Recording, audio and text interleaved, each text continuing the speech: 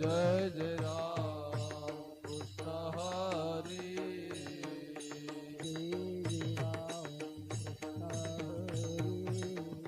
जय जय राम कृष्ण हरी जय जय राम कृष्ण हरी जय जय राम कृष्ण हरी जय जय राम कृष्ण जय जय राम कृष्ण जय जय राम कृष्ण रूप पाहता लोचनी सुख झाले ओ साजनी तो विठ्ठल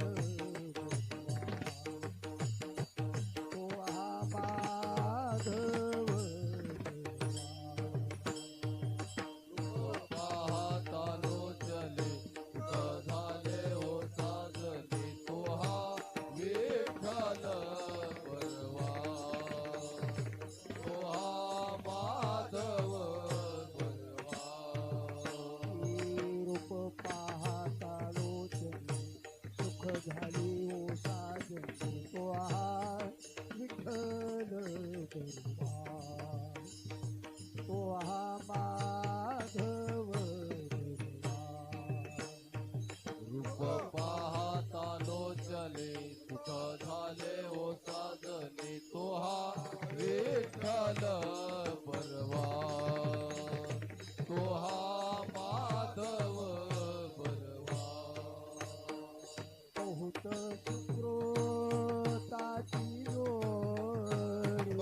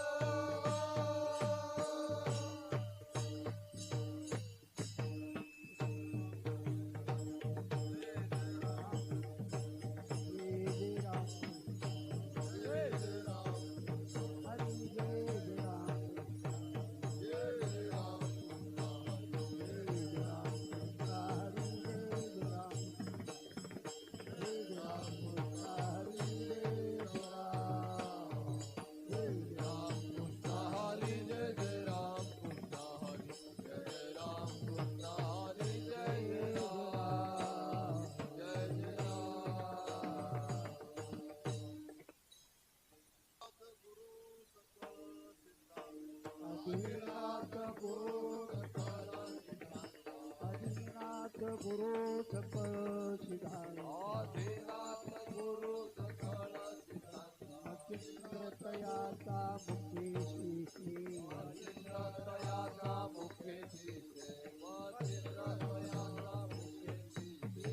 आदिनाथ गुरु सकळ सिद्धांत आदिनाथ गुरु सकळ सिद्धांत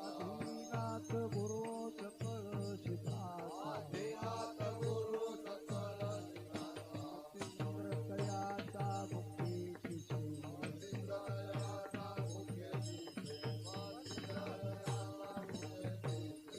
मच्छिंद्राने बोध गोरक्षाची मच्छिंद्राने बोध गोरक्षाची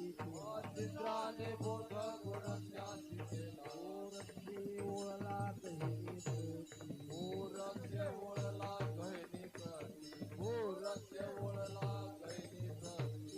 कहे प्रसादे मूर्ती दाता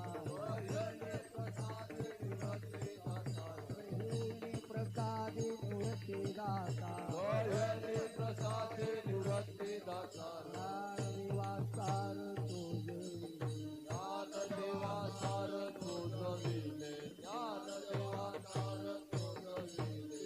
मच्छिंद्राने बोध गोरक्षाची मच्छिंद्राने बोध गोरक्षाची गोरक्षी ओळला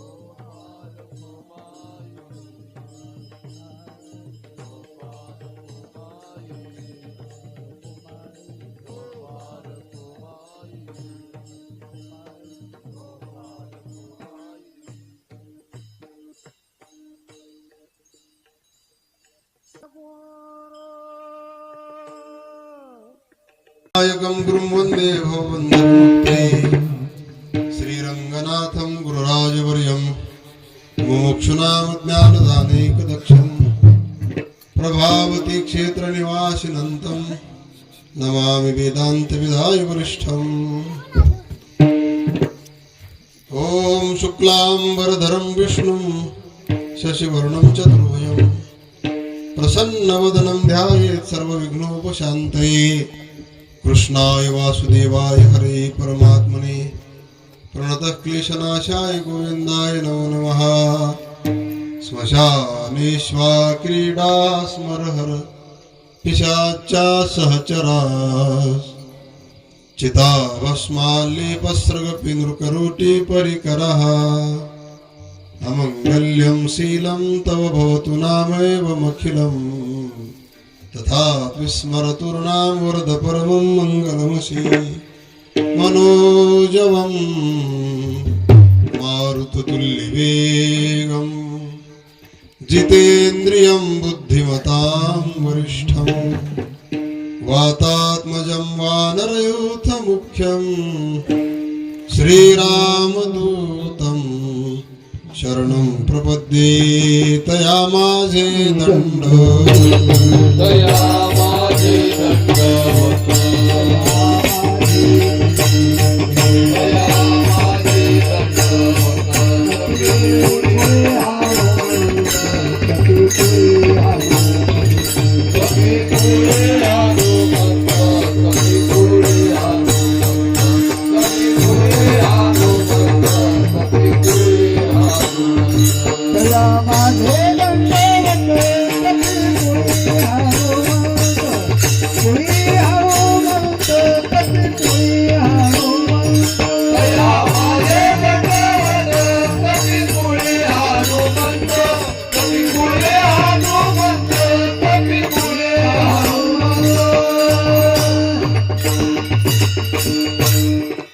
तया माझे दंडवत कपिकुळे हनुमंत मस्तक हे पायावरी या वारकरी संतांच्या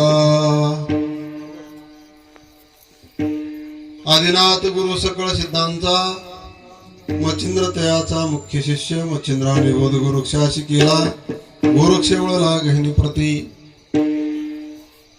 प्रस्तुत सेवेसाठी निवडलेला अभंग सर्व परिचित असा गुरु परंपरेतील हा अभंग असून मोठा चिंतनीय अशा प्रकारचा आहे आणि यामध्ये महाराज आपली परंपरा सांगतात. विठोबा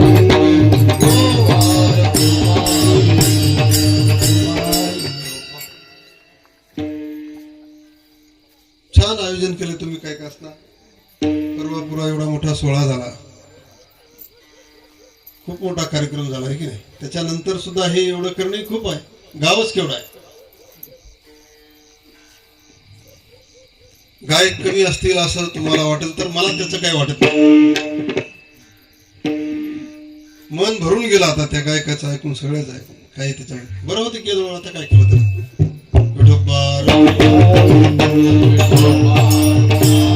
हरी हरी फक्त तसंच राहिले पहिले होते की नाही हरी हरी राजा कमी जास्त लहान असत ये ना झालं थोडा आवाज द्या मायकाला महाराजांच्या हॅलो हरी हरी हरी हरी हरी हरी समोरचं माईक नाही बरोबर बरं हरी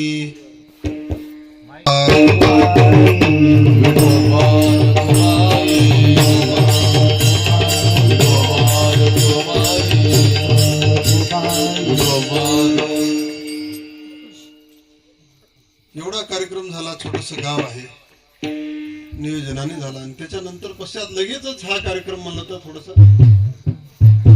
पुढे येतोच पण तरीही तुम्ही हे करीत आहात त्याबद्दल तुम्हाला धन्यवाद. आपल्याला भजनी असले म्हणजे चालते गायकच असावं असं काय तुम्ही जर गायक असतात ते भजनी राहत नाहीत काय असतात पण हे भजनी आहेत ते हे खूप झाले. गंमत अशी आहे की या पवित्र प्रांगणामध्ये तुम्ही हे आयोजन केलेलं आहे हे अधिष्ठान आहे या मनुष्य जीवनाला कृतार्थीकडे नेण्याकरता या भगवान शंकरासारख्या या अशा दरबारामध्ये जर सेवा घडली तर माणसाला सहज फलप्राप्ती होते. विठोबा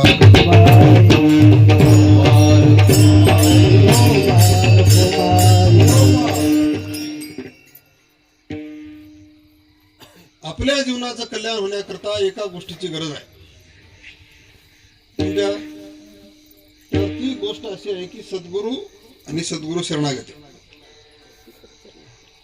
मनुष्य जीवनाला गुरु शिवाय पर्याय नाही गुरु शिवाय कल्याण नाही गुरु नसेल तर जीवन पवित्र होत नाही आणि गुरु नसेल तर माणूस पुढे जात नाही म्हणजे कल्याणापर्यंत जात नाही पुढे म्हणजे हे प्रपंचात वगैरे असं नाही. कल्याण होण्याकरता पुढे जाणं याचा हेतू एकच आहे की मोक्ष प्राप्तीपर्यंत जाणं आत्यंतिक दुःखाची निवृत्ती होणं याला कल्याण होणं आणि कल्याण होण्याकरता माणसाला एकच पाहिजे तो म्हणजे गुरु पाहिजे सद्गुरु पाहिजे.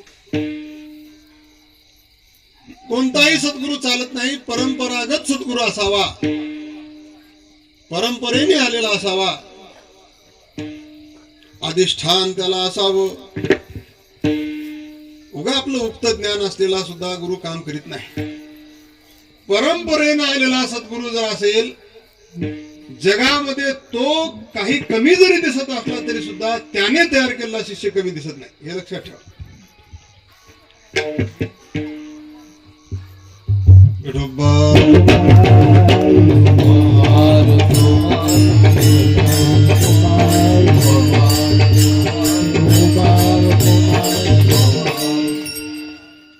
चांगलीच वाजली बेल काय छान छान. एखाद्या वेळेला गुरु कमी दिसतो परंतु चुपचाप करा नाही ते कीर्तन ऐकू द्या म्हणजे पुन्हा येत नाही. उचला तुम्ही. कीर्तनाचं असं असते, कीर्तन ऐकले की माणूस एकदा बंद केली की पुन्हा येत नाही.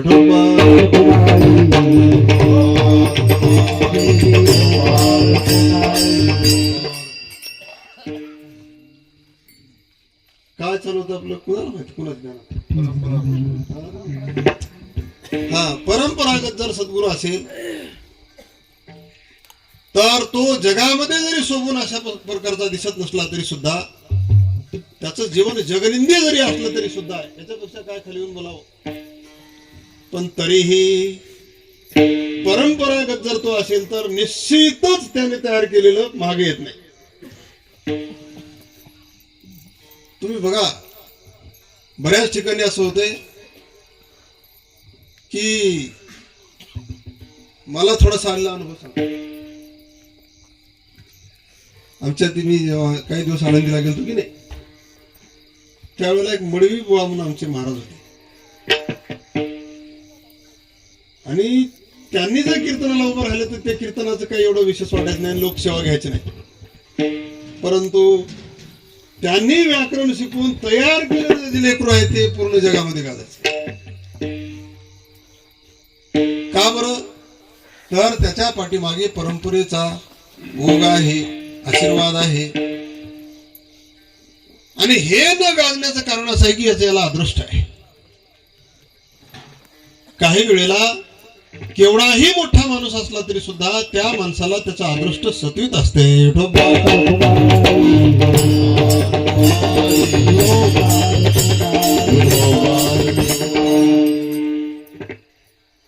बऱ्याच महापुरुषांना बघून लोक काहीतरी आपलं बोलत असतात. आमचे परमपूज्य गुरुवर्य वैकुंठवासी ब्रह्मीभूत श्री हरिभक्तीपरायण ज्ञानोबा माऊली उंबरजकर यांना सरते शेवटी थोडा ती बिमारी झाली, म्हणजे काय मधुमेह झाला, साखऱ्या रोग म्हणायचं तेव्हा ते झाला. आणि झाल्यानंतर थोडी शरीराची जाता जाता थोडी विटंबना झाली. तर लोक काय म्हणायचं, महाराज असून असलं हो काय, लागली निंदा करायला. बरं कोणी केली निंदा? त्यांच्या सोबत मरणाचं खाऊन. बरं की है की नाही? हे काही वेळेला हेच शब्द कामाला येतात. गात्यामध्ये महाराजांनी असं काही काही शब्द वापरलेत की तिथं तेच लागू होतात. माणसाला वाटते हे गात्यात असे कसे लिहिले, पण तेच लागू होतात. मरणाचं खाऊन, नाग बुडजेतो खाऊन, सरते शेवटी सेवा करायची तर नाहीच, पण बोलायला सुरुवात केली लोकांनी.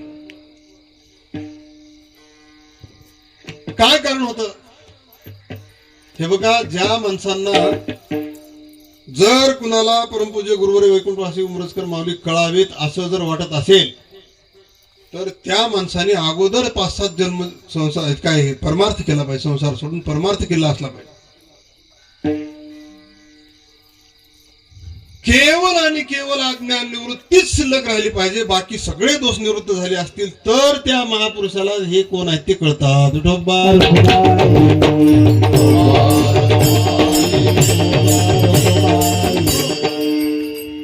अन्यथा काय उपयोग? महाराज सांगतात ना, खापरापरी काय करी, काय त्याचा उपयोग आहे? पण अदृष्ट जेवढं शिल्लक राहते तेवढं ते सारावंच लागते. त्याच्यामुळे एखादा सद्गुरू जरी सोबून दिसत नसला तरी सुद्धा परंपरेनं आलेलं ज्ञान जर त्या सद्गुरूंनी जर दिलं एखाद्याला तर ते ज्ञान निश्चितच अशा प्रकारचं फलीभूत झाल्याशिवाय राहत नाही. म्हणून परंपरागत सद्गुरू असावा. आणि आपल्या संप्रदायामध्ये गुरु मानायचं बरं का, की कान फुकून घेणं, अमकं तमकं, हे तुम्हाला शक्य झालं तर करा. माझं काही त्याच्या मी आडवं येईन ना, आणि मला गरज आहे. तुमचं जर कल्याण होत असेल तर मग कान फुकून घ्या, काय करायचं ते करा, आपलं काय करायचं. सहजासहजी कोणाबद्दल न बोलणे हेच चांगलं.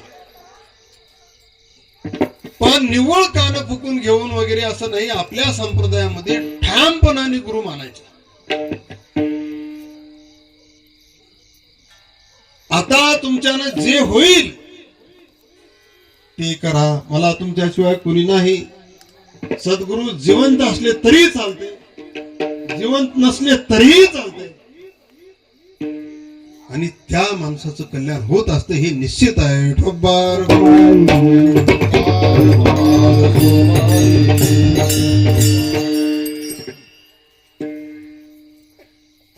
सद्गुरूच्या पुतळ्यापासून एकानं कल्याण करून घेतलं. हे बघा, सद्गुरूचे नावे माती, डोंगरी जयापाशी होती, ती कोळीये एके त्रिजगती एकवद केली. माऊलीने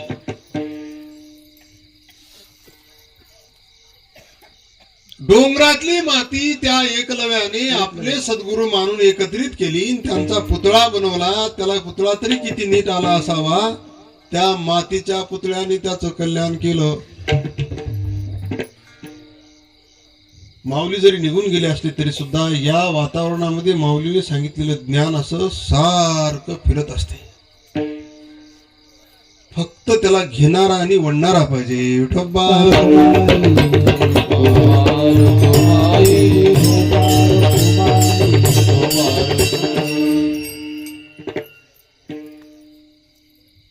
फरफर करणारा रेडिओ कामाचं नाही, ते वडलं पाहिजे, केंद्र धरलं पाहिजे. उगं ठरवलं काय उपयोग त्याचा, काय फायदा तरी काय त्याचा. म्हणून त्या एकलव्याने त्या मातीचा पुतळा करून त्याच्यावर निष्ठा ठेवून गुरु महाराज असा बाण हाणू, तसा हाणू, असा हाणू असं म्हणत म्हणत ते त्यांनी ते विद्या शिकली. तुम्ही बघा, आता मी एवढा मोठा माणूस नाही, तुमची माझ्यावर श्रद्धा बसणं शक्यही नाही, पण सरते शेवटी महाराजांनी फक्त या गळ्यामध्ये माळ घालून या आणि या दोन्ही कानात फक्त कुर्र असं दोनदा म्हणले. बरं का, माझा गुरुमंत्र उघडच आहे. लोकांच्या लेकराच्या कानात जे कुरकुर म्हणलं जाते तेच कुरकुर माझा मंत्र आहे. आणि विद्वान अशा प्रकारचे जे लोक असतात ते लोक प्रशंसा करतात. काय सामान्य माणसं काय काही जमलं नाही असं तसं म्हणून निघून जाते.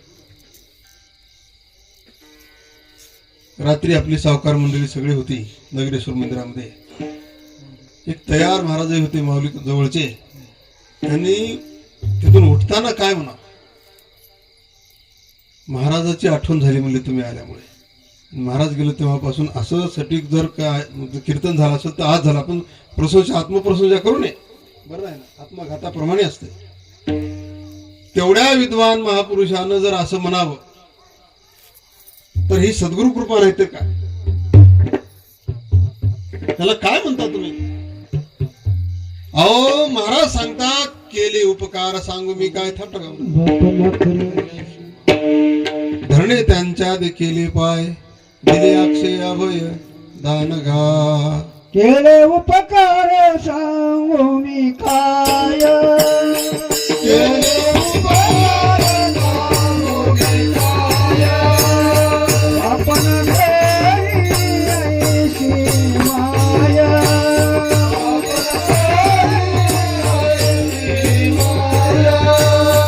धरण्याच्या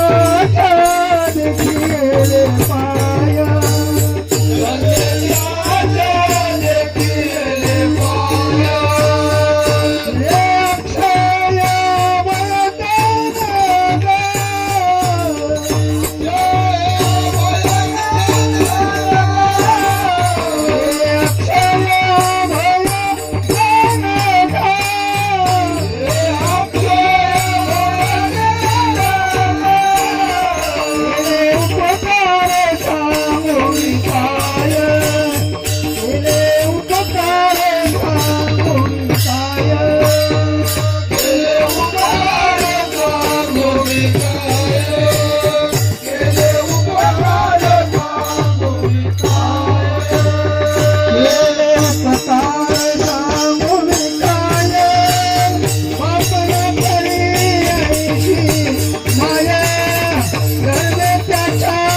केले पाय, दिले अक्षय अभय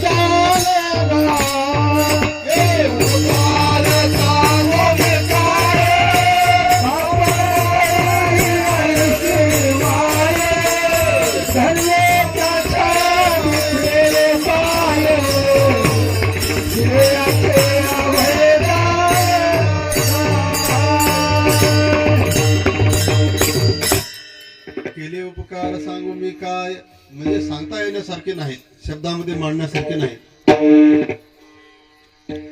धरणे त्यांच्या देखील पाय किंवा बाप न करी अशी माय, आणि धरणे त्यांच्या देखील पाय दिले अक्षय अभय दान गा. अक्षय अभय दान हे जे दान आहे ते त्यांनी द्यावं, संतांनी द्यावं, साधूंनी द्यावं. असे परोपकारी असतात. आपल्या संप्रदायामध्ये कान मंत्र घेण्यापेक्षा त्या पुरुषाचा अधिकार जाणून घेऊन त्याला पूर्ण शरणागती मनोमन करून, आणि एवढा सोपा तर संप्रदाय दुसरा कुठे नाही, हे ध्यान ठेवा. दुसरीकडे तुम्ही गुरु कराल तर तुम्हाला त्यांचा पाहुणचार करावा लागेल, औपचारिकता लागेल, बरं का, नाहीतर अनावचित्य अशा प्रकारचं येईल. इथं तसं नाही. यांचं सूत्रच असं आहे, शिष्याची जो नेघे सेवा मानी देवा सारिखे. शिष्याला सुद्धा देवासारखं मानून त्यांची सेवा किंवा धन अर्थ वगैरे न घेता केवळ कल्याणासाठी परोपकार म्हणून अशा प्रकारचं ते ज्ञानदान करतात. अशा महापुरुषाला मनोमन गुरु मानायचं.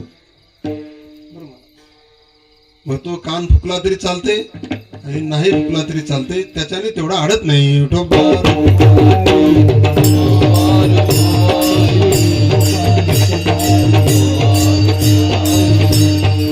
आणि मानलं त्याचं बरंच झालं, मानलं त्याचं बरंच झालं. बघा तुम्ही केवढा भाव आहे माऊलीच्या चरणावर. नामदेव महाराज तापकीकर आपले माऊलीच्या चरणी केवढा भाव आहे. बरं झालं संत झाली ती. म्हणून माणसाने यांना मानून चालावं. का परंपरागत ही लोक आहेत, आपला परिसर पवित्र आहे. आणि परंपरा कशी असावी असं जर म्हणाल तुम्ही तर आता आज जी सांगितली तशी असावी. आदिनाथ गुरु सकळ सिद्धांचा जवळजवळ सगळ्याच हे सद्गुरू म्हणलं की माझे शंभू आहेत, महादेव आहेत. प्रत्येक विद्येचे सद्गुरू ती आहेत, प्रत्येक ज्ञानाचे सद्गुरू ती आहेत, प्रत्येक कलेचे सद्गुरू आहेत. प्रकार आणि 84 म्हणून जे सिद्ध आहेत की नाही त्या सिद्धांचे ते सद्गुरू आहेत, कारण ते आदिनाथ आहेत. ज्ञान स्वरूपता अशा प्रकारचे आहेत ते त्यांच्याकडे आहे, प्रत्यक्ष ज्ञान आहे. मी नेहमी सांगत असतो की जे ह्या देवांचे आकार म्हणून वर्णन केले, रूप जे यांनी घेतले त्या रूपातच त्यांचं उत्तर आहे. भगवान शंकराच्याकडे 3 डोळे आहेत, तिसरा नाही. यद्यपि 3 डोळ्याचं कोणी नाही राहत नाही. ते शिशुपाल कधी जन्मल तर वाटते, पण त्याचा डोळा हे असा नव्हता, ते विचित्र होता म्हणून ते गळून पडला. 3 डोळे असण्याचं कारण असं आहे की विशेष अशा प्रकारचं ज्ञान त्यांच्याकडे आहे. तिसरा डोळा आहे.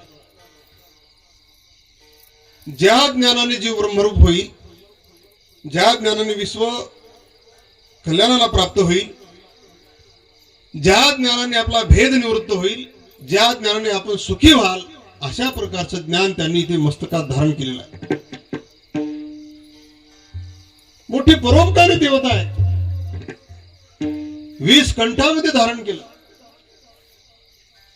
आणि ज्ञान मस्तकात धारण केली, तर या भुवयांच्या मध्ये धारण केलं. प्रकार म्हणून त्यांची जर दृष्टी पडली, नजर पडली, तर माणसं म्हणतात महादेवाची नजर पडल्यावर सगळं जळून जाते. म्हणजे काय जळते? कर्म जळते, अज्ञान जळते, अविद्या जळते, दुःख जळते. माईक जेवढं आहे त्या माईकाची निवृत्ती होते आणि वास्तव जे स्वरूप आहे ते स्वरूप आपल्या समोर प्रगट होते.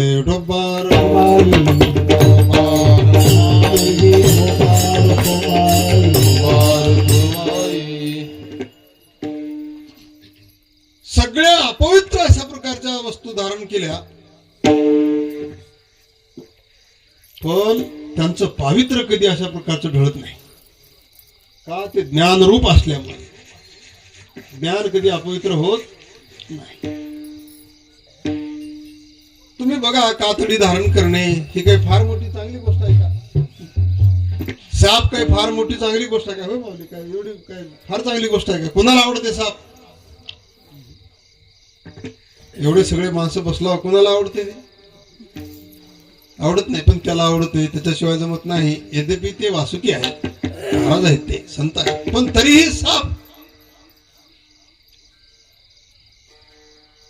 बरं एवढं जाऊ द्या, तुटलेले मुंडके कोणाला पटतात का? कोणाला आवडते ते? पण त्यांना आवडतात. ते सगळं आमगळ आहे. ते तुटलेले मुंडके आमगळच आहे. पुन्हा गजचर्म जरी झालं, चर्म कातडच आहे की नाही? आमगळच आहे. भस्म चिता भस्म आहे की नाही? मोड्याची राख कुणाला जमते हो? जवळून कोणी जाय ना, स्मशानातून जावं लागलं तर राम राम राम राम राम राम राम राम सत्य. अजूनपर्यंत कुणाला भूत गाठ पडलं नाही, पण माऊलीनं हाय म्हणून सांगितलं बरं का. ज्ञानेश्वर महाराजांनी बऱ्याचदा ज्ञानेश्वरीमध्ये त्या भूताचं नाव घेतलं, म्हणजे आहे. आपण नेहमी म्हणत असतो की जैसा जना माझी खेचरू असं तुझे जनानो हे गोचरू. म्हणजे ते भूत असतंय पण दिसत नाही. पण माणसं घाबरतात किती, थर थर थर थर कापतात. आणि जर राशीमध्ये असेल तर चुकत नाही, एवढं नक्की.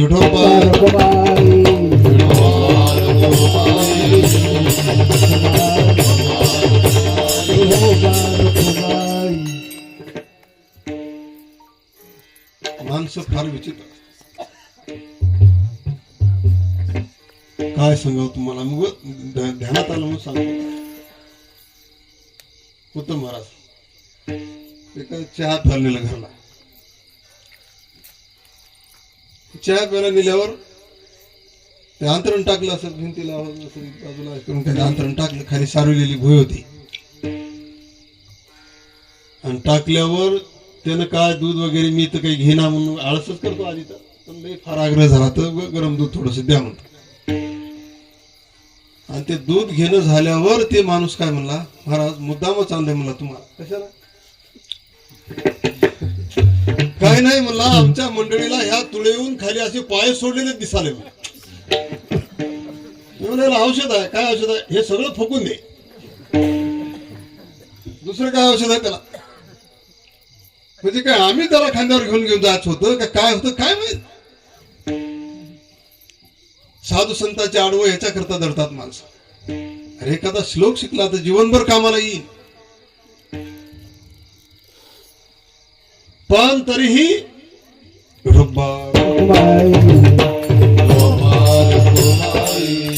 त्या स्मशानामध्ये माणसं भेटतात, हे एवढं खरं. त्या स्मशानातलं चिता भस्म अंगाला लावतो, पण तरी मळत नाही, अमंगल होत नाही. पण अमंगल्यम शीलम वर्णन केलं. मी आमगळ त्यांना म्हणतो असं नाही. कसा आहे शील? दिसायला कसे आहेत? अमंगल्यम शीलम तव भवतु नामैव मखिलम. तुमचे सगळे परिधान अमंगळ दिसतात, पण तुझा महिमाच असा गमतीचा आहे की तो वर्णन करण्यासारखा नाही. अतीत पंथानं तव च महिमा वांग मनसयो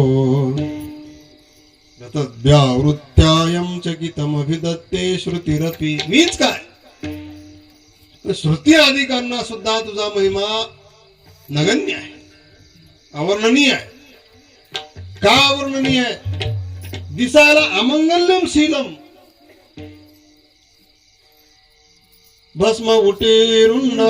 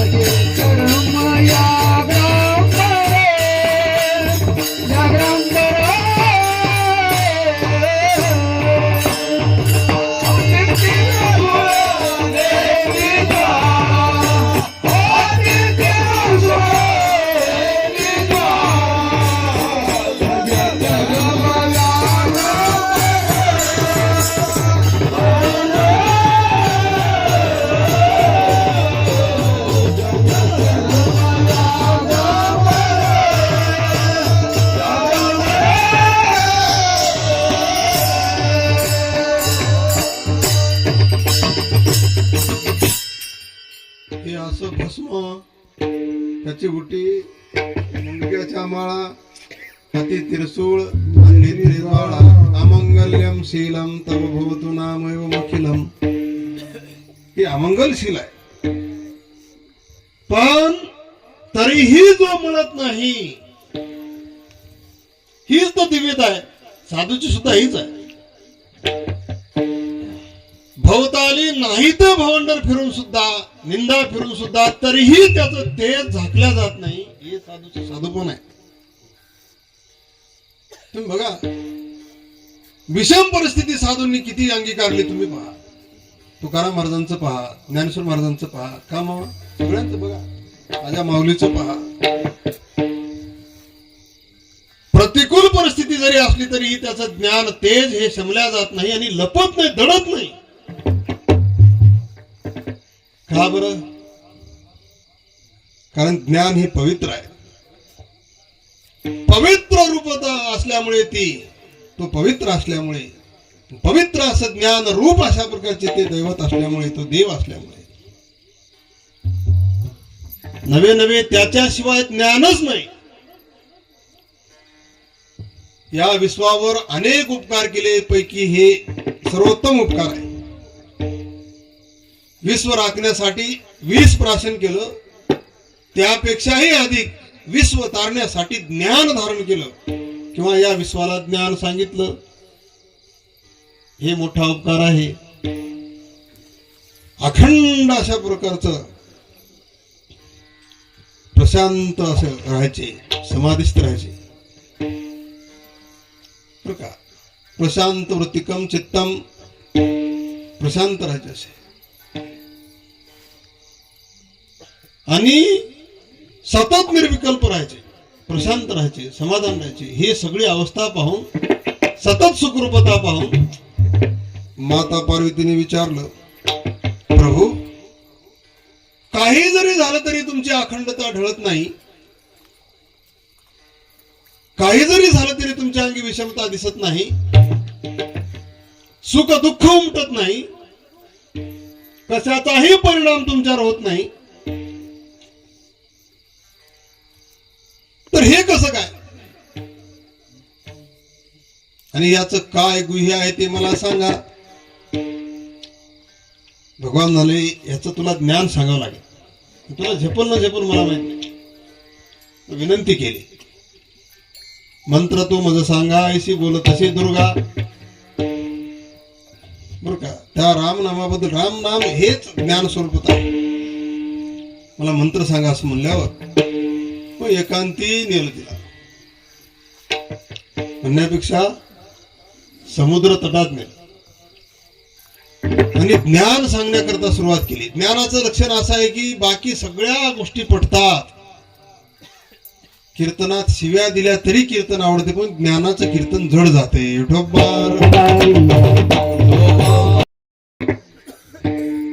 म्हणून सांगावं, साधूची संतांची मजबुरी आहे. त्यांना याच्याशिवाय दुसरं काही सांगता येत नाही, सांगू नये त्यांनी, आणि सांगतही नाही. मग काय करणार? चल म्हणाले, सांगतो तुला. ज्ञान सांगण्याकरता म्हणून घेऊन गेले. घेऊन गेल्यावर जड जाऊ लागले. ते प्रक्रिया सुरू केली. साधारण वक्त्याचं जड जाते. एवढी मोठी महान व्यक्ती ही ज्ञान सांगत असल्यावर काय ज्ञानाचा वाहत असेल. उगा आपलं 4-2 श्लोक पाठ केले की माणूस मोठा विद्वान होतो, पण ज्ञानाची एवढी सूक्ष्मता आहे. तुम्हाला सांगतो, वेदांत शास्त्रातला कुठलाही एक शब्द घ्या, त्या एका शब्दावर एक ग्रंथ तयार होईल एवढी व्यापकता आहे. सामान्य बुद्धीने एक ग्रंथ तयार होईल. आपण सहज बोलून जातो, रोजचे शब्द असतात, काही वाटत नाही, सहज अभंग म्हणून जातो आपण, पण एवढी विस्तृत व्यापकता त्याची आहे. आणि ते सूक्ष्म अतिसूक्ष्म ज्ञान सांगत असताना त्या माईनं बराच वेळ हू हू हू म्हणून लागली, गुंग येऊ लागली. गुंग येत असल्यानंतर त्या गुंगीमध्येच तिनं म्हणाय. आणि ती हुंकार बंद पडली. आता इथं तर काय बघायचं काम आहे.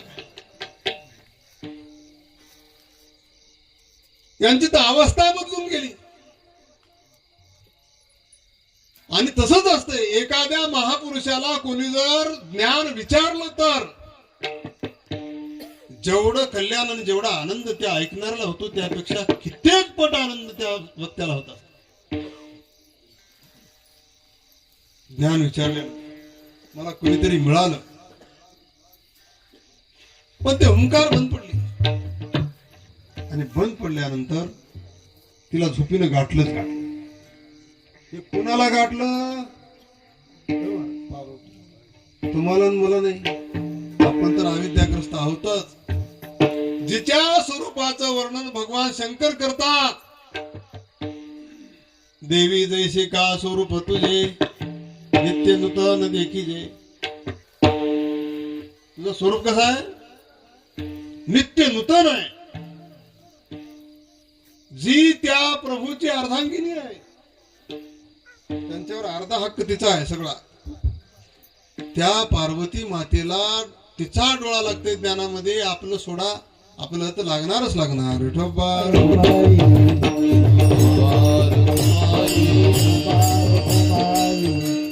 पहिल्या सप्ताहामध्ये असे विनोद वगैरे काही नसायचे. माता भगिनी कीर्तनाला तर याच्या, पण त्याने येताना झोप लागू नये म्हणून ते चिंचोके भाजून आणायचे. हे की नाही, मध्ये बसले कट कट कट वाजायचे. आता कुणी आणले असले तर बरं आहे, ठीक आहे, जाऊ द्या, पण पहिलं आणायचे. हे की नाही, पण ते झोप मोडायची त्यांनी, जिंकायचं त्याच्यावर. आता झोप आली की काय करायचं? कीर्तन जाऊ द्या, काय बंद आहे त्याच्यावर, काय आवश्यक. कुठे टीव्हीवर युट्यूबला कुणी कडवी काही ऐकायचं. आता हे भरून घ्यायला काय आपल्या कीर्तनातून त्याच्यात काय मिळणार आहे? विठोबा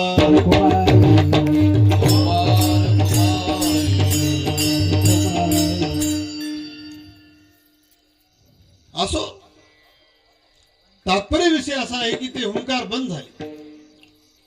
बंद झाल्यावर भगवंताला चिंता लागली. बापरे, म्हणजे एवढा ज्ञानाचा ओघ चाललेला आहे आणि हे व्यर्थ कसा जाऊ द्यावा. त्याच्याकरता त्यांनी माशीच्या पोटामध्ये अवतार घेतला, पृष्ठ झाले आणि तिथून त्या पाण्यातून त्यांनी म्हणायचं. भगवंताला वाटलं हे ऐकायला लागलेली आहे, हुंकार ते यायच लागले म्हणून सांगायला सुरुवात केली. ते संपूर्ण ज्ञान व्यर्थ न जाऊ देता त्या मच्छिंद्रनाथांनी ग्रहण केलं. सगळ्यात अगोदर ज्ञान कुणी सांगितलं?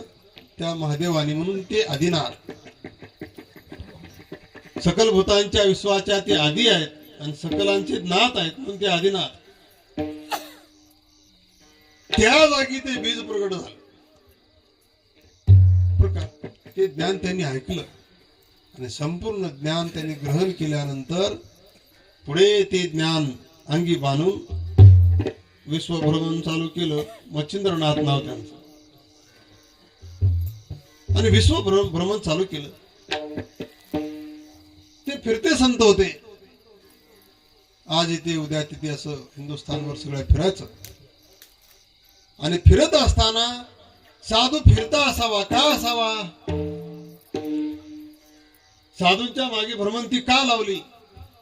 तर या राष्ट्रामध्ये कुठेही एखादी जागा अशी राहू नये की ती ज्ञानाला वंचित राहील, ज्ञानापासून दूर राहील, परमार्थापासून बाजूला राहील. असं कुठंच क्षेत्र राहू नये याच्याकरता संतांनी भ्रमंती स्वीकारली. फिरायचं जिथे गेलं तिथं कथा कीर्तन नामस्मरण वगैरे ती संत करीत असतात. गुणानं बसत नाही. त्यांचा जो गुण आहे तो गुण प्रगटत असतो. विठोबा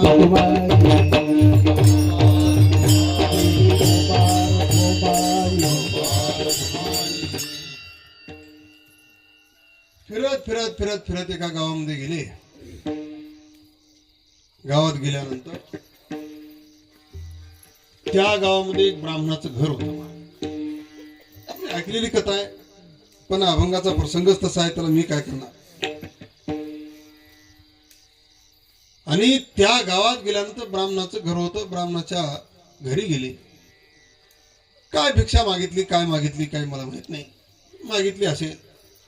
पण त्या मायेने आपली समस्या सांगितली. आताही ते पोय पोय पोय वाजत येतात की नाही, त्याच्या भोवती माया जमतात आणि आपल्या अडचणी सांगतात. ते एवढं चालाक असते, त्याला कळणार काहीच, पण त्यानं एवढं शिकलेलं असते की या पुढच्या माणसाच्या अंतःकरणामध्ये काय चाललंय ते बोललं पाहिजे आणि मग ते दक्षिणा उकळली पाहिजे. एवढं आता एवढं हुशार राहते महाराज की आता घेणं म्हणते, 1 रुपया घेणं आणि पुन्हा वसुली चालू करते. ते घ्यायचं नाही तर फिरतो कशाला, फिरते म्हणजे घेणारच आहे पण पुन्हा घेते. आलते काय त्याला देत जा बाबा, मी काय त्याच्या आडवं येईना. बरं झालं रे बाबा, विठोबा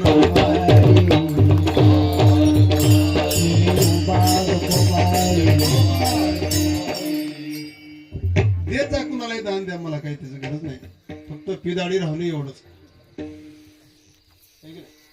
ते जे येत होते की नाथपंथी लोक पूर्वी, ते फार पवित्र आणि शुद्ध होते. आता सगळीकडे जर मिश्रण झालेलं आहे तर मग तिथे काय म्हणून होणार नाही. दान देताना एकच गोष्ट सांगायची की हे बघ, हे माझे पैसे घे, पण याच्याने दारू प्यायची नाही आणि वाईट खायचं नाही, असं म्हणून दान देत जा. आता मग त्याची इमानदारी त्याच्यासोबत. का बरं, नसता ताप होईल आपल्याला.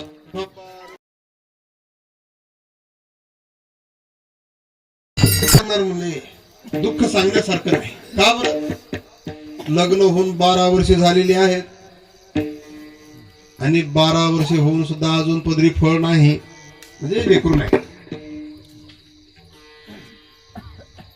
महाराज आता ते संतांचं हृदय आहे. खरं म्हणजे काही ठिकाणी काही गोष्टी अपवाद असतात बरं का. तुकाराम महाराजांना जर विचारलं तुम्ही भस्म द्या महाराज म्हणलं तर ते शक्य नाही. महाराज म्हणले भस्म देऊनी पुत्र होती आणि तरी का करणे लागे. अभंग थोडा निराळा आहे, आठवणा मी असं होतं. तर भस्म दिल्यानंतर जर ते मुलं होत असतील तर पती कसा, पतीची काय गरज आहे असं त्यांचं महाराजांचं म्हणणं आहे. तो प्रश्न उपस्थित केला महाराजांनी. पण काही गोष्टी संतांनी जर करायचं म्हणलं तर होत आहे. माय म्हणले ते दुःख किती सांगायला लागली. ज्याला लेकरू नाही त्याला विचारा केवढं दुःख असते ते. का बरं, तर ह्या ग्रस्त आश्रमाचं आहेच काय दुसरं. मुलगा हो मुलगी हो, पण एक तरी फळपदरी जर असेल तर त्या ग्रस्त आश्रमाला काय तथ्य आहे, त्या ग्रस्त आश्रमाला सार्थकता आहे. फार दुःख वाटत असते, फार दुःख वाटत असते. ते सगळं दुःख त्या माईने व्यथा त्यांच्या पुढे मांडली. मांडल्यावर माय म्हणली तुला लेकरू होते, चिंता करू नको. काय झालं मला, ते लेकरू आहे, त्याला आपल्याला जे दिसाले त्याच्यापेक्षा निराळं काय ते दिसत असते म्हणून ते लेकरू आहे. ह्या वयामध्ये कशाने खुशी होईल काही सांगता येत, मोठे झाल्यावर वाटते. असं काय, बरोबर, ठीक आहे. विठोबा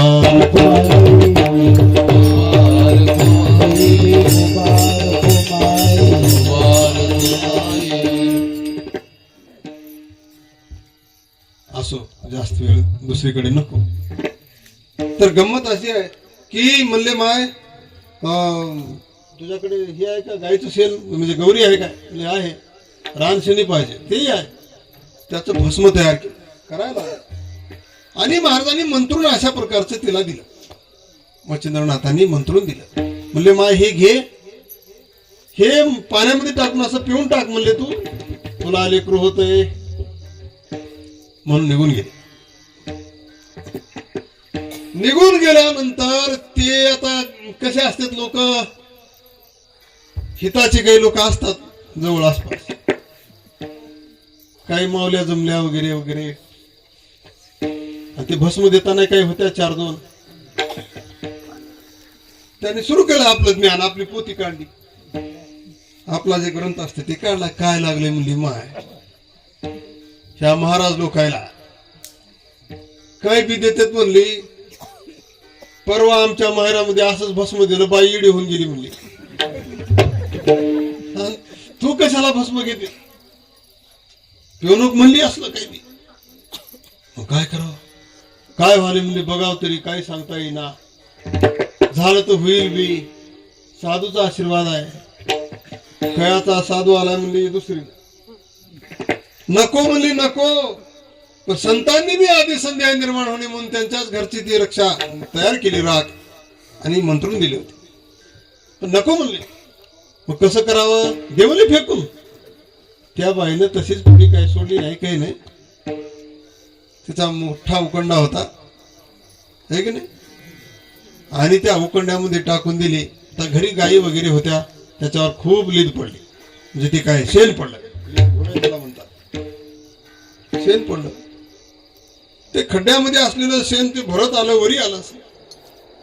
कालांतराने महाराज अशा प्रकारचे मच्छिंद्रनाथांना ध्यान आले. त्या देशामध्ये फिरत फिरत गेले आणि लक्षात आलं, म्हणजे मी इथे एका माऊलीला फळ व्हावं म्हणून आशीर्वाद दिला होता, निश्चितच तिचं लेकरू मोठं झालं असेल, भेटून तरी जावं.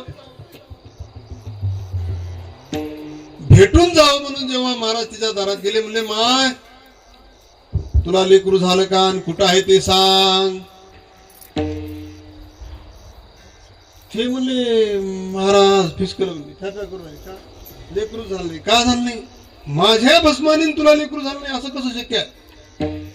महाराज मी भस्मच घेतलं नाही म्हणे. का, चार बाया सांगू लागले असं तसं अमकं तमकं म्हणून मी ते भस्म टाकून दिलं. कुठं टाकलंस ते सांग. उकुंड्यात टाकले म्हणजे. महाराज ताड ताड ताड उकुंड्याकडे गेले. आता ते बाया वगैरे काही माणसं चार गावातली असतील, खेडा असेल काही गाव, गेले चौकून उभा राहिले. आवाज दिला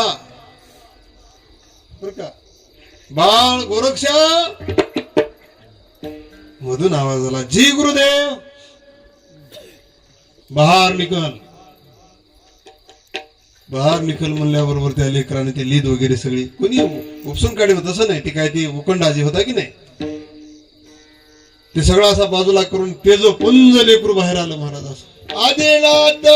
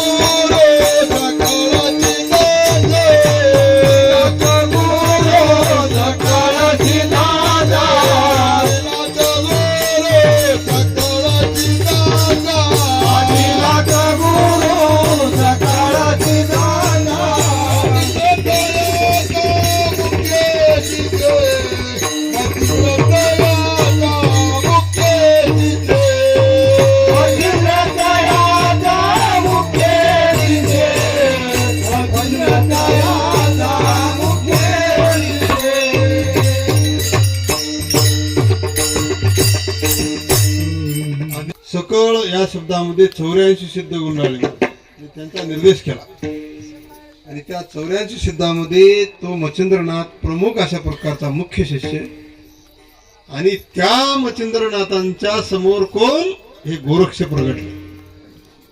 आदिनाथ गुरु सत्ता मच्छिंद्र त्याचा मुख्य शिष्य ते गोरक्षनाथ प्रगट झाले. गोरक्षा म्हणल्याबरोबर आहे बाहेर आले लेकरू हे बाई म्हणू लागली महाराज आणि मला देऊन जा की. ते म्हणजे मी देईन पण हे तुझ्याजवळ राहील कसं आहे की नाही. तुझ्या उदरी जन्माला येईल असं मला वाटलं होतं पण तुझ्या पदरात नव्हतं मी त्याला काय करणार. हे आता तुझ्याजवळ राहण्यासारखं नाही. माणसं विक्षेप घेतात उकुंड्यात कुठं जन्मते काय राखपासून जन्मते काय जन्मच ना तू चिंताच कर. ते गोष्ट निराळी ते वैभव निराळ बरं का. ते सामर्थ्य वेगळं का काय ते वेगळंच असते महिमा वेगळी. आपण मरक्या जीवाने संशय घेऊन ते आपल्याला शक्य नाही. त्या संदेहाचं काही निरसनही होणं शक्य नाही. ते लेकरू म्हणलं गुरुदेव मी तुम्हाला अनन्य शरण मी तुमच्याशिवाय राहू शकत नाही. महाराज निव्वळ त्यांच्यापासून जन्माला आले म्हणून एखाद्या साधू पुरुषाच्या पोरासारखं ते निघाल नाही. त्यानं सुरुवातीला शब्द वापरला गुरुदेव मी तुम्हाला अनन्य शरण माझी रक्षा करा. मी इथं कुठेही राहणं शक्य नाही. मी तुमच्या सोबत बोटाला धरलं ते काय चल म्हणले निघाले. निघाल्यानंतर त्या गोरक्षाला मच्छिंद्रनाथांनी ज्ञान सांगितलं. किती गोरक्षा गमतीचा होता सांगू का तुम्हाला. त्या गुरुवर एवढी निष्ठा गोरक्षनाथासारखी निष्ठा जर ठेवली तर माणूस निश्चितच कल्याणाला पात्र होते पण आढळत नाही. बहुतांशी असं होत असते की ज्या गुरुपासून प्रसाद मिळाला त्या गुरुचं तोंड सुद्धा बघा वाटत नाही. असेच जास्त गाठ पडतात. का माऊली आमच्या महाराजाचं देव असंच होतं. महाराजांच्याकडे शिकायला 2 विद्यार्थी होते. ते म्हणले महाराज म्हणजे काय तुमच्याजवळ शिकून आम्ही दुसऱ्या महाराजाचं नाव सांगलं तर जमते काय. तर महाराज म्हणले तुझ्यासारखी फायजेच बाबू सांग कोणाचे मला काय करायचं फक्त तुझं कल्याण व्हा. हे ऐकलं तर त्यांना राग येईल. ते महाराज आहेत कीर्तन करतात आता दोघंही काय की नाही वयस्कार झाले. हे तुम्हाला कुणी सांगितलं वाटेल पण तुम्ही कोण जाऊन सांगणार त्याला. पण हे असं असते. पण ते एवढं श्रद्धावान निघालं. सद्गुरूचं काम सगळं त्यांनी करायचं. काय काम असायचं भिक्षा आणून देणे. महाराज तुम्ही इथं बसा मी गावात जाऊन फिरून येतो म्हणा. सगळी भिक्षा वगैरे एवढं एवढं लेकरू घेऊन यायचं भिक्षा.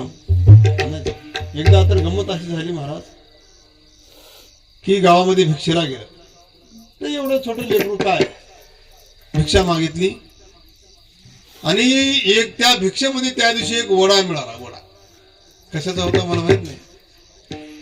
आणि ते वडा घेऊन आलं आणि एवढं श्रद्धावान होतं की सद्गुरूनं खाय म्हणलं तरच खायचं आता मागून आणलं म्हणून खायचं नाही. फार गमत असायची. त्या काही दिवस होतो मी तिथं पण महाराज ते मधुकरीला गेले की नाही. मधुकरून येताना पोराने एक झाड बघून पाणी बघून तिथं आधी मधुकरी सोडायची. पोटभर मावली त्याच्यात जे काही चांगलं असेल ते सगळं खायचं मग उरले तर दुसऱ्या पोरा. ते आपण थोडेसे माऊलीचे माणसं असल्यामुळे आपलं ते भावायचं नाही म्हणजे नको वाटायचं. पण साथीदार तसा असल्यावर त्याला इलाज नसते. आणि हे सगळ्यांनीच करायचं. त्या साथीदारांनी तसंच करायचं. पण हे लेकरं असं होतं की ते मधुकरी त्या गुरुजी पुढे न्यायची, त्यांनी खाय म्हणलं तर खायचं नाही तर खायचं नाही. त्या सद्गुरूने ते त्यांना वडा पटला, खाऊन पाहिला. काय वडा आहे रे म्हणले, वा वा वा, काय त्या माऊलीच्या हाताला चव आहे म्हणाले, चांगला वडा केला तिने. गोरक्षा अजून मिळेल का रे? आता साधूचं काय की पुन्हा त्या दारात जायचं नाही. एकदा भिक्षा मागितली, हे गुरुजीला माहित नव्हतं का? माहित होत, मुद्दाम होऊन पाटील जा म्हणले, वडा मिळाला ते घेऊन ये बरं. गेलं लुगू लुगू, मोठं तेजवान लेकरू त्या माईच्या दारात अपराध्यासारखं उभं राहील. का आलास रे, तुला भिक्षा दिली की? ते कीर्तनाला भजनाला जाणारी होती, तिनं आपल्या कामापुरती पोती ऐकली ती, बरं की आपल्या कामापुरती पोती ऐकली ती, आणि जरा फटकळ होती, तिला बोलायची सवय होती. दारामध्ये जर संत आला साधू आला ह्याला तर बघण्यावर लईच भेगी बोलायची. का आलास? काय नाही म्हणले माय, आणि ते अजून एखादा वडा असलं तर द्या. बरा लकलास म्हणली खायला चांगलं चुंगलं, साधू कशाला झालास म्हणली तो. आता नाही म्हणले माय, मी खाऊन पाहिलं नाही, माझ्या गुरुजीला आवडलाय, त्यांच्या करता न्यायचा आहे. तुझा गुरुजी बरा आहे म्हणली, चटक आहे म्हणली त्या गुरुजीच्या जिबीला. एकदा दिला म्हणली वडा, दुमार फुकट मिळणार म्हणली, पैसे काहीतरी द्यावं लागते म्हणली त्याच्या मोबाईल. माझ्याजवळ काहीच नाही म्हणाली, काहीच नाही. पण तिने विनोदच केला जरासं बरं का, घ्यावंच म्हणून मागितलं नाही, थोडस बोलकारच होती पण विनोद केला. देणार तर होतीच, पण मोठ्या मोठ्या डोळ्याचं हे लेकरू असं एवढं सुंदर, गाईच्या राखेपासून तयार झालेलं, गाईच्या उकंड्यात तयार झालेलं आणि सद्गुरू प्रसादाने तयार झालेलं, भगवत कृपेने तयार झालं, किती सुंदर असेल ते. त्याचे असे घडविल्यासारखे डोळे होते, सुंदर असे मूर्तीसारखे.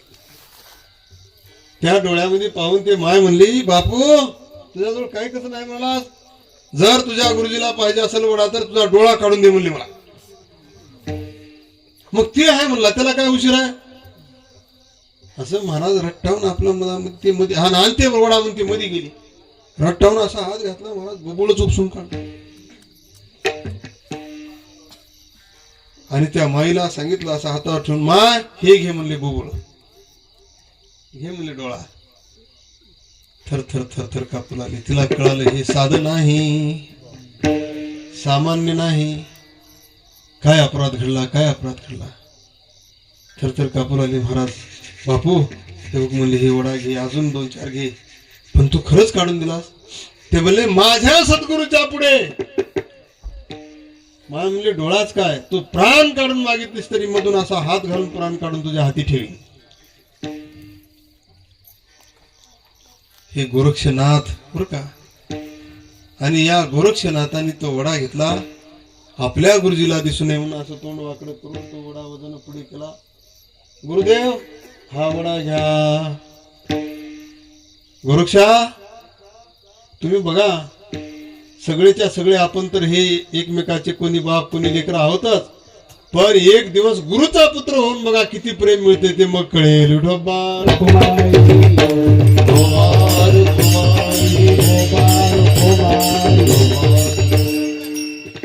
सद्गुरु दारिगा पाटीला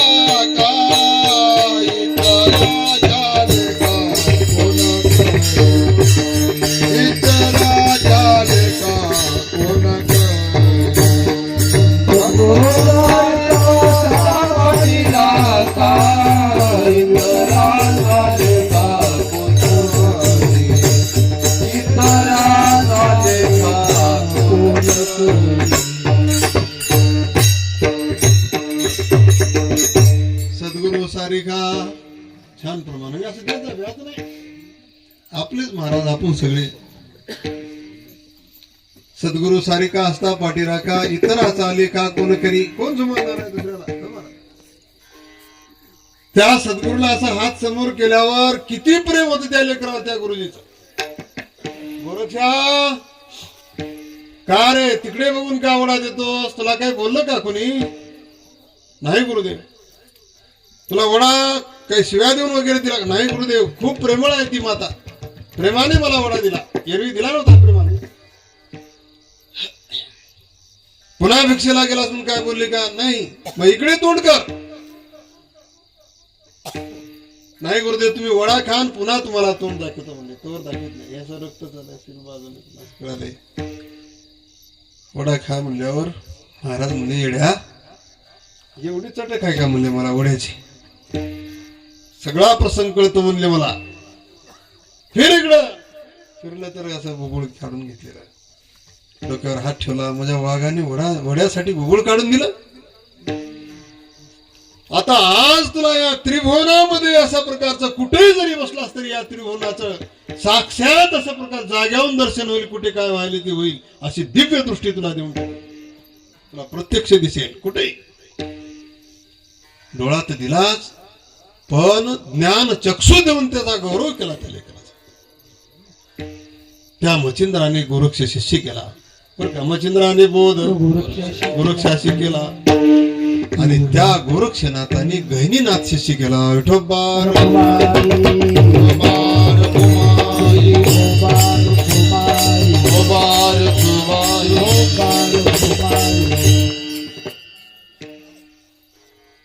फार चरित्र गोड आहे. त्या गोरक्षनाथाने गहिनीनाथाला कसं बरं शिष्य केलं? कोण होते गहिनीनाथ? एक दिवस गुरुजी म्हणले, बाळा तू आज शांत बस म्हणली तर या पारावर एका गावामध्ये इथं बस, मी स्वतः भिक्षेला जातो. नाही गुरुदेव, मी असताना तुम्ही कशाला जाता? मोठं गोड बोलला. नाही म्हणले, बाळा तू बस, आज रोज तू जातोस, माझी भिक्षेची सवय मोडून जाईल आणि तू बस, मी जातो. असे दिव्य पुरुष हे गावगाव फिरत येत होते बरं पूर्वी. माऊली येत होते बरं का. आणि दिव्य पुरुषाचं, अशा फिरत्या दिव्य पुरुषाचं एकाच दर्शन मला सुद्धा झालेलं आहे. मी सांगत बसत नाही, पण झालेलं आहे. तर हे येत होते आणि त्या शिष्याला तिथं बसवलं, लेकराला बसवलं आणि महाराज भिक्षेला गेले. समोर त्या गावचे लेकर खेळाले तसे. त्या लेकराने काय केलं? चिखलाची गाडी केली आहे, त्याला चाक सरळ केलं, बैलगाडी केली, बैला सहित केलं. आणि केल्यानंतर त्यांना ते बैलाच्या गाडीवर बरी गाडी हाणण्याकरता माणूस लागते की ते माणूसच त्यांना घडविता येईना. लेकरू लेकराचा महाराज मित्र व्हायला वेळ नाही. गुरुजींनी ज्ञान सांगत असताना संजीवनी मंत्र घोकारा दिला होता गोरक्षाला. त्या संजीवनी मंत्राचा जप चालू अखंड चालू होता मुखामध्ये. जे अंतःकरणात ध्यास लागलाय ना ते चालूच असते सदा. तर आता मी तुम्हाला एवढे कीर्तन करताना कीर्तन चालू आहे, पण त्या एका उपनिषदाची श्रुती मी मध्ये चालू आहे बरं का. का तर त्याची मला आवश्यकता आहे, गरज आहे. एका अभंगावर त्याची त्या श्रुतीची आवश्यकता आहे. त्यामुळे मी ते सकाळी वाचलेले अजून मधामध्ये चालू आहे. तसं घोकायला दिलेलं अशा प्रकारचं ते घोकीत होतं. घोकता घोकता लेकरांनी त्यांना पाहिलं आणि भाऊ इकली काय म्हणला. कुठे मिसळणार सगळ्यामध्ये, आड नाही, नड नाही, कुठे अशा प्रकार संकुचितपणा नाही, काही वैषम्य नाही, सरळ स्वभावाचं. आणि ते आलं मिसळलं त्या लेकरात. काय पाहिजे म्हणले बाळा तुम्हाला? काय रे काय काय काय करायचं? काय नाही म्हणले, आम्ही गाडी केलेली आहे, पण या गाडीवर आम्हाला ते हे करून देतो, माणूस करून दे, गाडी हाणणारा. ते म्हणले मला येतेच, मग काही हरकत नाही, मी करतो म्हणाले. आणि त्या गोरक्षनाथाने ते मातेचा माणूस घडविला. माऊली हातापायासहित तयार झालं आणि डोळ्यासहित असं तयार केल्याबरोबर या पट्ट्याचा मंत्र सिद्ध झाला.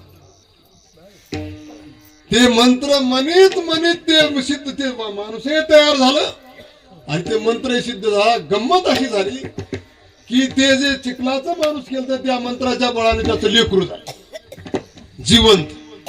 ठ्या रडू लागलं. जे पळाले पोरं बापरे म्हणले, अरे राम राम, भूत आलं म्हणजे भूत. तिथं त्या पोरानं असं केलं म्हणजे मातीचं हे केलं, भूत आले. गावात सांगू लागले. ह्याला तर कुठं माहित आहे त्याच्यावर झाले. हे पळून गेलं. त्या गावामध्ये एक जुना वाडा होता पडका, तिथं कधी माणूस 12 वर्षापासून गेलंच नाही. वस पडका वाडा, त्या वाड्यामध्ये जाऊन असं थरथर थरथर कापाले. काय झाले म्हणजे आता याला माहित नाही. गुरुजी आले. काय झाला प्रकार, सगळा गाव जमला असं वगैरे. गुरुजीने त्या लेकराला जवळ घेतलं आणि हात फिरवला. त्याला थोडस मोठंच केलं आणि लोकांना सांगितलं, हे तुमच्या लक्षात येण्यासारखी गोष्ट नाही, पण माझा गोरक्ष कुठं आहे. ते पोरं म्हणले पळून गेले म्हणजे तिकडं. हुडकून हुडकून हुडकून हुडकून त्या वाड्यामध्ये जाऊन हाक दिली, गोरक्षा. मोदी असं थरथर कापले. फार या गुरु शिष्या इतकं प्रेम तुम्हाला कुठं आढळणार नाही. विठोबा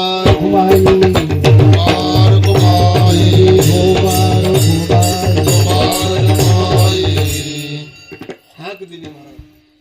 तर मध्ये बसले असं जुन्या वाड्याच्या पायऱ्याच्या खाली वजन चढून बसले, थरथर कापले. काय म्हणले, कास का का का का भीतोस म्हणले तू. काय नाही म्हणला गुरुदेव, असं असं करून आलतो, ती भूत तयार झालं मला तिथं. अवघड झालं. ते म्हणले, वेड्या आपल्याला भूत काय करीत नाही, थांब. भूत नाव म्हणले ते. मग तुझा जो मंत्र होता की नाही, तो मंत्र सिद्ध व्हायला तू ते माणूस तयार करायला गाठ बसली. त्या मंत्राच्या बळावर ते लेकरू झाले म्हणजे जिवंत. चल आपलंच आहे म्हणले. त्या लेकरानं याचे पाय धरले. कुणाचे? त्या गोरक्षाचा ते शिष्य. त्या गोरक्षानं ज्ञान त्या गहिनीनाथाला सांगितलं. मच्छिंद्राने बौद्ध गोरक्षाशी केला. गोरक्ष वळला गहिनी प्रती. आणि त्या गहिनीनाथाने स्वप्नामध्ये येऊन कोणाला सांगितलं, गहिनी प्रसादी निवृत्ती दाता, गहिनी प्रसादी निवृत्ती दाता, गहिनी प्रसादी निवृत्ती दाता, गहिनी प्रसादी निवृत्ती दाता, गहिनी प्रसादी निवृत्ती दाता, गहिनी प्रसादी निवृत्ती दाता, गहिनी प्रसादी निवृत्ती दाता, गहिनी प्रसादी निवृत्ती दाता. ज्ञानदेवाचार तोजविले, ज्ञानदेवाचार तोजविले, ज्ञानदेवाचार तोजविले, ज्ञानदेवाचार तोजविले. मच्छिंद्राने गोड गोड मच्छिंद्राने गोड गोड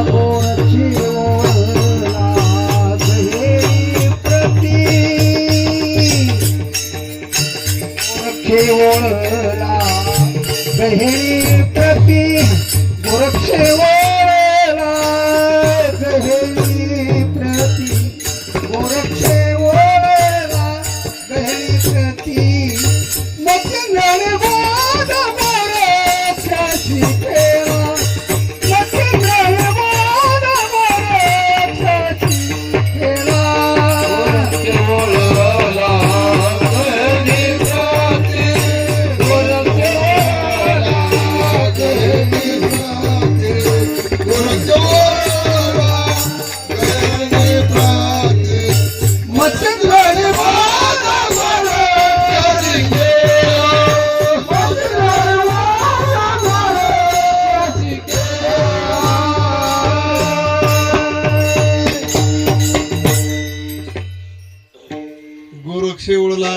प्रती आणि त्या गहिनीनाथाने स्वप्नामध्ये येऊन निवृत्तीनाथाला अनुग्रह दिला.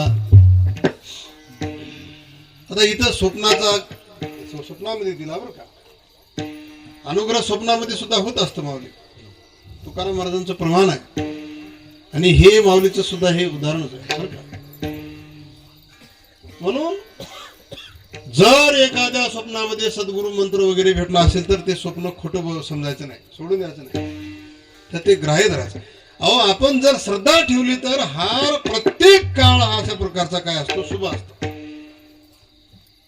प्रत्येक काळ फलदायी असतो. मग ते स्वप्न काळ असो की ही जागृती असो, हे स्वप्नच आहे ते स्वप्नच आहे. म्हणून स्वप्न काळ जरी असला तरी सुद्धा आपल्याला कल्याणाचं, आपल्या समाधानीचं जर ज्ञान त्याच्यातून प्राप्त झालं तर तोही काळ धन्य आहे.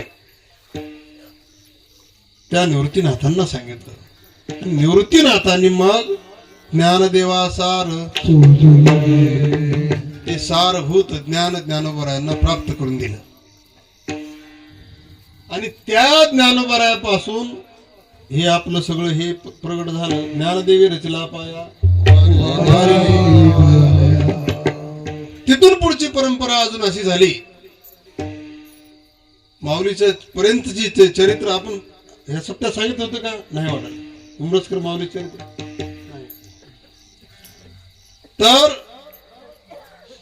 त्या पुण्यामध्ये महाराज एक अच्युत महाराज म्हणून होते आणि त्यांचं प्रवचन चालू.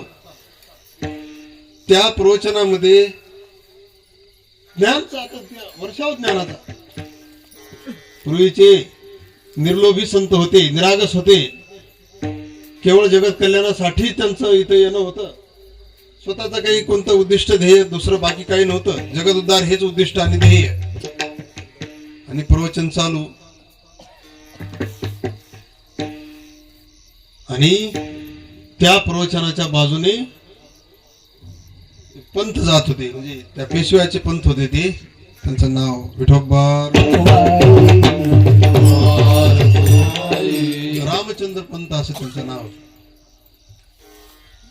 ते पंत जात असताना त्यांच्या कानावर पडले, घोड्यावर जाऊ लागते ते ज्ञान कानावर पडलं.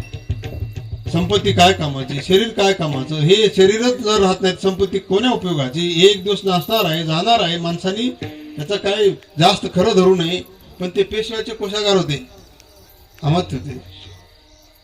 त्यांच्या कानी पडल्यावर त्यांना उपरती निर्माण झाली, वैराग्य निर्माण झालं. ते घरी गेले, ते घोडं काय ते काय सोडलं असेल दिलं असेल सोडून द्या. आणि आपल्या त्या महाराजाकडे आले पुन्हा. महाराजाला सांगितलं, महाराज माझ्याकडे जवळपास 20 लाख रुपये आहेत म्हणजे त्या काळचे.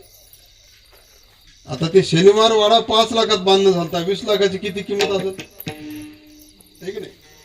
आणि तेवढे पैसे मी तुम्हाला देऊन टाकावं म्हणतो. गुरुजी म्हणले मीच नको म्हणून सांगणार आणि मी तुझे पैसे कशाला घेऊ. नको म्हणून सांगणार मीच आणि पैसे घेऊ मीच. नको म्हणले मला तुझे पैसे. नको म्हणल्यावर मी काय करू ते सांगा. काय नाही म्हणले, लोकांना जीव घाल. हे दुष्काळी वातावरण राहायचं, जीव घाल, अन्नदान कर. त्यांनी अन्नदान चालू केलं. आणि मग ते महाराज पुण्याच्या बाजारात गेले की गोडधोड करण्याकरता साखर घ्यावी लागायची. पंक्तीला साखर म्हणलं की त्या बाजारात जेवढी साखर आहे तेवढी खरेदी करायची. महाराज दिसल्याबरोबर बरं का, ते रामचंद्र पंत जे होते की नाही, त्याला दिसल्याबरोबर लोकांनी त्याचं नावच ठेवलं. अरे बघा म्हणजे साखरे महाराज, आता साखर सगळी नेतात. ते सगळी साखर आणायची, त्या महाराजांच्या आश्रमापासून काय असेल ते त्या जागी अन्नदान करायचं. साखरे महाराज नाव पडलं. आणि पुढे त्यांनी आळंदीला येऊन अनुष्ठान केलं. प्रकार धरणं धरून बसले ज्ञानोबरायांच्या करता. आणि ज्ञानोबरायांनी प्रत्यक्ष येऊन सांगितलं, काय पाहिजे मगा. काय नाही म्हणले, मला ज्ञानेश्वरी पूर्ण कळावी. म्हणजे आजपासून तुम्ही जे सांगाल ते ज्ञानेश्वरीचा अर्थ, निव्वळ अर्थच तुमच्या मुखातून बाहेर पडेल, दुसरं काही पडणार नाही. मग त्या महाराजांच्या पासून हे साखरे संप्रदाय सुरू झाला. त्याच्यानंतर पुढे बरेचसे महाराज लोक झाले. नाना महाराज झाले, आणि नाना महाराजांच्या नंतर पुढे दादा महाराज झाले साखरे. आणि दादा महाराजांच्या पुढे त्या दादा महाराजांच्याकडे शिकायला म्हणून आमचे माऊली गेले. गेले म्हणण्यापेक्षा भगवंतानी नामदेवरायांनी सगळ्यांनी म्हणून नेऊन सोडलं बरं का, नेऊन सोडलं. बाळाजी महाराज आणि एक गणा महाराज म्हणून होते मठामध्ये, ज्ञाना महाराज नाही गणा महाराज. त्या गणा महाराजाला स्वप्नामध्ये येऊन सांगितलं, नामदेवरायांनी सांगितलं का भगवंतांनी सांगितलं माहित नाही, पण मठात सांगितलं, बापू तू असं कर, म्हणजे माझ्या ज्ञानूला घेऊन आळंदीला जाय आणि बाळाजीला सोबत घे. बाळाजी महाराजांना सुद्धा स्वप्नात जाऊन सांगितलं की ज्ञानूला आळंदीला नेऊन ठेवा. गणा महाराज आले तिकडून, दोघांनाही स्वप्न पडलं. गणा महाराज असं मळावून आले तसे हे इकडून त्या ज्ञानूलाही स्वप्नामध्ये सांगितलं की तू या दोघांसोबत आळंदीला जाय. त्या लेकरानं त्या म्हशीच्या हलगटाच्या पाठीवर लिहून अर्धा गाता पाठ केला बरं की. एवढं ते पवित्र लेकर, जन्मही तसा पवित्र. आणि मग त्या लेकराला घेऊन जाण्याकरता हे इकडून ते तिकडून आले. कसं काय तुम्ही एवढ्या पहाटे? ते म्हणजे असं स्वप्न पडलं. म्हणजे मलाही पडले हो. त्या ज्ञानूकडे गेले, त्या ज्ञानू म्हणला चला जाऊ. तुला कसं माहित? मलाही पडले म्हणजे. लहानसं लेकरू होतं ते, तेवढंस लेकरू घेऊन आळंदीला निघाले. वाटेनं जाताना महाराज ते गणा महाराज मठाची माणसं ते म्हणले, महाराज तुम्ही चिंता करू नका, पारावर इथं बसा, मी कोणापासून काही मागून आणतो. जायचं भिक्षा मागून काय भाकरी वगैरे गोळा करून लोकांना जाऊन सांगायचं, अहो आपल्या ज्ञानूला आळंदीला नेऊन ठेवला. कुणाला माहित आहे ज्ञानू? तर स्वभाव त्यांचा मोकळा गणा महाराजांचा. बाळाजी महाराज आलेले आहेत आणि तुम्ही असं करा की भाकरी वगैरे द्या. कुणी अर्धी कुणी एक अशी भाकर द्यायची, नेऊन जेव घालायचं. लोकांना सांगाय म्हणायचं सुद्धा जरा बरा माणूस दिसला तर, अहो आणि आमच्या ज्ञानूला नेऊन सोडालो आळंदीला, त्याला महाराज करायचा आहे. आणि काही तुमच्याकडे पैसे असले तर काय असले ते द्या, त्याला ह्याला होते ते काय पुस्तकाला होत्या. असं म्हणून ते 5 पैसे काय ते जमले होते, लईही नाही. कुणी पै दमडी काय असेल तो ते दिला असेल, 1 पैसा 2 पैसे अजून 5 पैसे जमले होते. ते पैसे घेऊन मजल तर मजल पायी पायी पायी पायी आळंदीला गेले हे 3 जण. त्या दादाच्या मठात गेल्याबरोबर, आश्रमात गेल्याबरोबर या आता ते बाळाजी महाराज शिकलेले तिथं. भेव दादाचं थोडंसं प्रेम लई फार शिष्य गुरु शिष्यांचं आतापर्यंत या नाथ संप्रदायामध्ये. त्या दादाला बघून वजन पाठ चालू होता. बाळाजी महाराज महागच बसले, हे महाग बसले नाही. जन्मोजन्मीची ओळख असल्यावर कधी पाहिलं नाही का नाही, पण ओळख असल्यावर दादा दादा मी आलो म्हणाले. मी आलो म्हणले. मी आलो म्हणल्यावर दादाही अंतरी आम्ही संत जरा काय बघायचं काम आहे काय. आला महाराज, वा वा वा वा या म्हणले. हा आलो म्हणले. आलो. पाठ चालू, पुढे ऐकण्याकरता काय साधी लोक काय,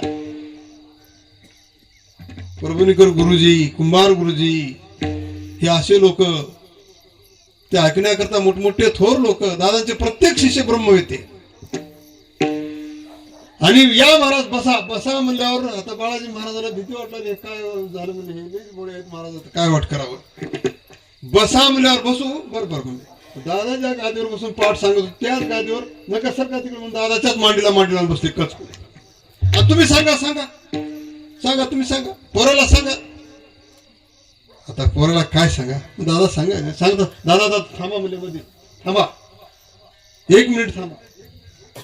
का म्हणले महाराज? का? अहो लई लांबून आलो म्हणले, तिकडे उंबरजून आलो आणि हे ज्ञानू सुद्धा मोठावर सोडलेला आहे म्हणले नामदेव महाराजाचे, आणि मी सोडलेलाच हा म्हणले. आणि मग काहीच नाही म्हणले महाराज, हे तुमच्याकडे शिकायला ठेवायला आणलं मुलीला. हे ज्ञानू इकडे इकडे इकडे. त्या गामला बोलून घेतलं, पुढे ठेवला. इथं बस म्हणले, इथं पुढे बसवलं. हा तुम्ही सांगा. अजून सांगणं सुरू झालं की मध्ये लगेच दादा थांबा थांबा. काय?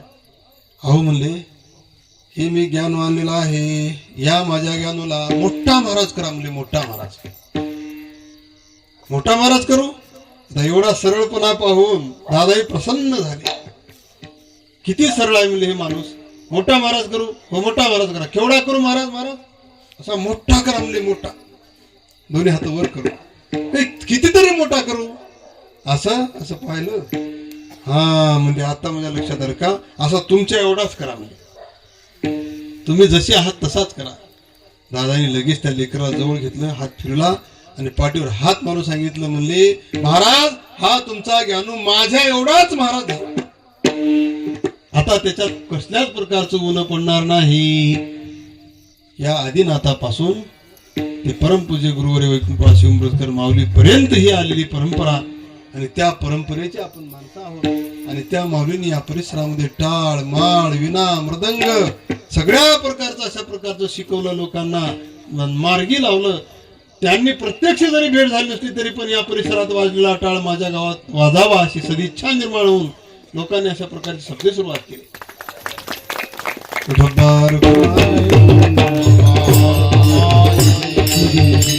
ती ही आपली परंपरा आहे. या शिवरात्री महिन्यामध्ये या शिवपीठाच्या ठिकाणी या परंपरेचं वर्णन व्हावं म्हणून महाराजांनी मला सांगितलं म्हणजे सोपा अभंग घ्या. आता कोणता घ्या? हे आपला हा अभंग तुम्हाला कुठेही आणणार नाही, नडणार नाही, भजनाला काही होणार नाही. मग हा अभंग आता इथे उभं राहून आपण निवडला. आधी थोडासा होताच अवघड. दुसरा अभंग होता काय, न करावी चिंता भय न धरावी सर्वता. हे अभंग मनात धरून आलतो पण हे एवढं तुम्हाला होणार नाही.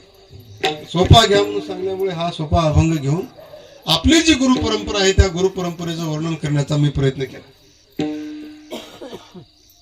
आता याच्यामध्ये काही न्यूनाधिक असेल तर क्षमा असावी. थोडा विनोदी भाग वगैरे कमीच असतो आपल्या कीर्तनामध्ये. आलं तर ध्यानात आलं, नाही तर ते बिघडलं, काही नाही.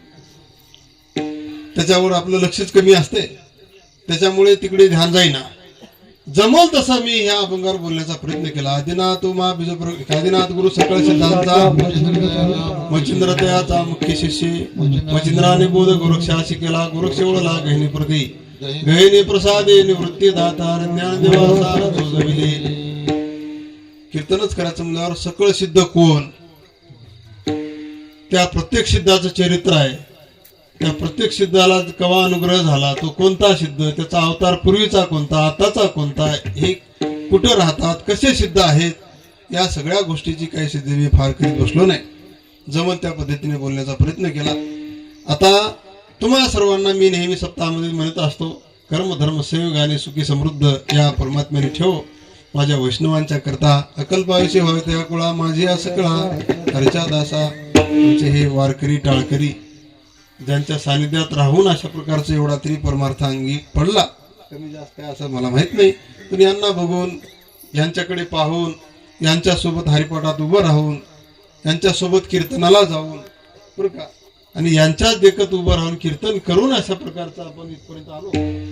म्हणून यांचे थोर उपकार आहेत. माणसं कुठलेही भेटतात, भेटत राहतील, पण यांनी जे उपकार केले ते पुढे कुणाच्याने शक्य नाही. म्हणून या सकल संतांना देवाने सुखी ठेव, होय माऊली, आनंदी ठेव. आणि ह्या वारकऱ्याकडून अखंड भजन घडो. तुमच्याकडूनही हा अखंड हरिनाम सप्ताह, तेही सप्ताह आणि हेही सप्ताह निर्विघ्नपणे अनंत कालपर्यंत पार पडो ही कामना हरिचरणी समर्पित करून ही झालेली सेवा परमपूज्य गुरुवर्य वैकुंठवासी ब्रह्मभूत श्री हरिभक्तीपरायण ज्ञानोबा माऊली उमरजकर यांच्या चरणी समर्पित करतो. या बाळाला सुद्धा एवढं सुंदर वाजल्याबद्दल धन्यवाद देऊन या सेवेला पूर्ण ज्ञानेश्वर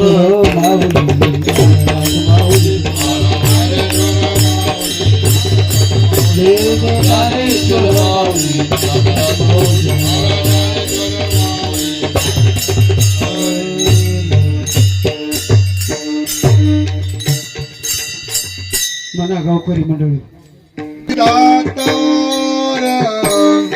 गयनी प्रधान निवृत्ती दातार गयनी प्रधान निवृत्ती दातार गयनी प्रधान निवृत्ती दातार गयनी प्रसादे निवृत्ती दातार गयनी प्रसादे निवृत्ती दातार गयनी प्रसादे निवृत्ती दातार गयनी प्रसादे निवृत्ती दातार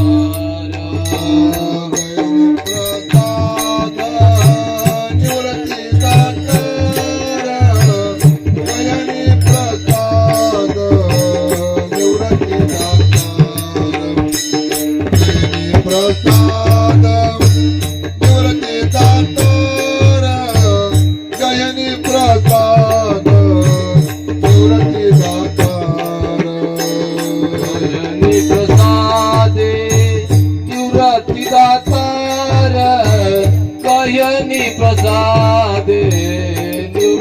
दातार गयनी प्रसादे निवृत्ती दातार गयनी प्रसादे निवृत्ती दातार